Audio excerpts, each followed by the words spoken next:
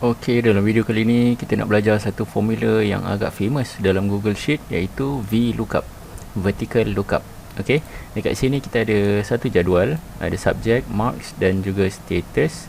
Okey, formula VLOOKUP ni adalah kita nak cari sesuatu item berdasarkan jadual. Okey, so kita pergi dekat satu sel yang kosong, kita typekan equals VLOOKUP. Kemudian dia akan tanya search key, apa benda yang kita nak cari. Contohnya dekat sini kita nak cari sejarah. Kita boleh klik dekat sini sejarah, F5, ataupun kita boleh juga type sejarah. Ataupun kita kena letak ni pembuka kata sejarah. Okey. Kemudian kita perlu koma. Next, kita nak cari range. Dekat mana kita nak cari perkataan sejarah ni? So kita boleh highlightkan dekat jadual ni. Kita highlightkan semua sekali. Kemudian kita boleh tekan koma. Okey, kemudian dia tanya index. Okey, index ni adalah kita nak cari markah untuk sejarah. So markah ni adalah dekat kolom yang kedua. Kolom yang pertama adalah subjek, kolom kedua adalah mark, kolom ketiga adalah status. So kita nak cari mark. Markah dia adalah 2. Okey.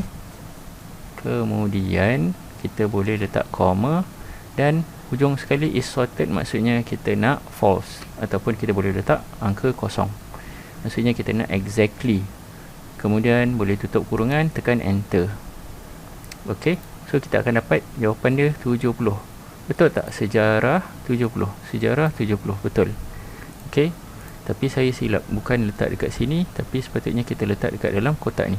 Okey, equal, semula VLOOKUP, search key kita adalah sejarah, kemudian koma, range kita semua sekali ni boleh select daripada atas.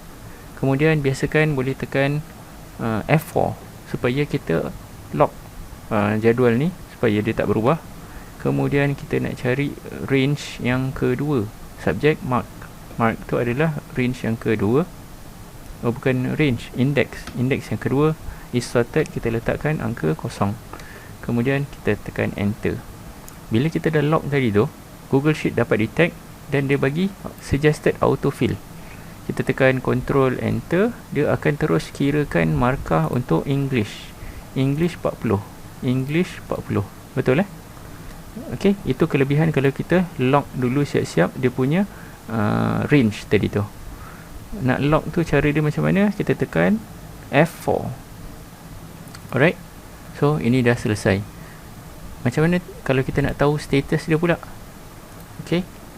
Benda yang sama, kita buat VLOOKUP.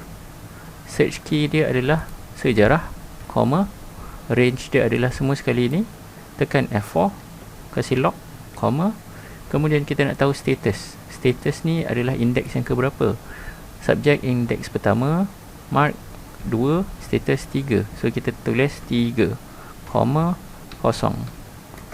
Kemudian kita dah dapat suggested ni, kita tekan Ctrl Enter lagi. So kita dah tahu sejarah dia dapat pass, betul. English fail. English fail. Okey. So macam gitu cara dia nak guna VLOOKUP. VLOOKUP ni sangat penting, sangat berguna kalau kita nak cari sesuatu data dalam jadual yang banyak. Okey, ini adalah contoh jadual yang simple. Ada 5 subjek, kemudian ada 3 kolom sahaja. Alright. Kita turun bawah, tengok ini adalah contoh jadual yang agak besar. Dan dia ada banyak benda. Ada employee name, number, name, department, position, joining date, salary, gender. Okey, so kita nak guna formula yang sama juga, VLOOKUP. Kita nak cari sesuatu. Katakanlah ni ada code employee number. Okey, kalau saya bagi employee number ni, boleh tak nak cari siapa dia? Boleh. Kita gunakan VLOOKUP. First kali kita nak cari nama dia. Okey, so kita tekan VLOOKUP. Search key dia adalah yang ini, 10496, kemudian dia tanya range. Range kita highlight semua sekali dalam jadual kita ni. Kemudian kita tekan F4 supaya kita lock range tu. Kemudian kita tekan koma. Index. Index ni kita nak cari name ni dekat kolom yang keberapa. Okey, kita tengok number ni adalah yang pertama, name ni adalah yang kedua. Kita nak yang name. So nombor 2, kita letakkan 2, koma, kosong hujung sekali supaya dia false ataupun exact. Kemudian kita klik enter. Bila dah klik enter, disebabkan kita dah lock range tadi tu, dia akan jadi suggested autofill. So kita boleh klik control enter. Nombor yang dekat belah bawah ni pun dia terus kirakan siap-siap. 187.0 adalah nama dia Munirah. 187.0 nama dia Munirah. Betul? 149.6 adalah nama dia Catherine. So next, macam mana kita nak cari pula joining date untuk Catherine ni bila?